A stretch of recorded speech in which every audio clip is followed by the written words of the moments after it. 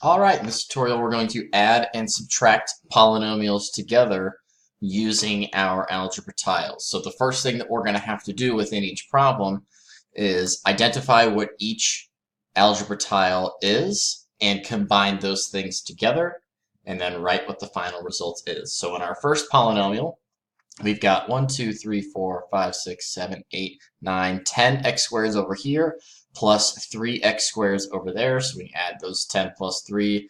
There are 13 total. And I'm adding because the symbol between these two things tells me to add.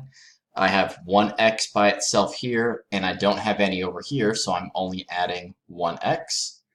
Then we have 8 numbers plus 9 numbers, which are constants, to get 17 numbers.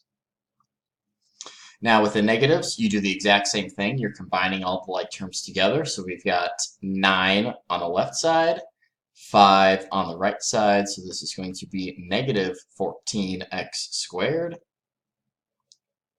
We don't have any x's on the left, but it looks like we've got 5 over on the right, so we're going to add a positive 5x.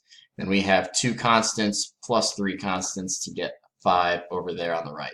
So we're still counting the like terms, making sure that you are writing everything in order of highest degree first, then the next lowest, then the next lowest. Don't put your numbers first. You're never going to see an algebra tile representation where your numbers are in front of your polynomials.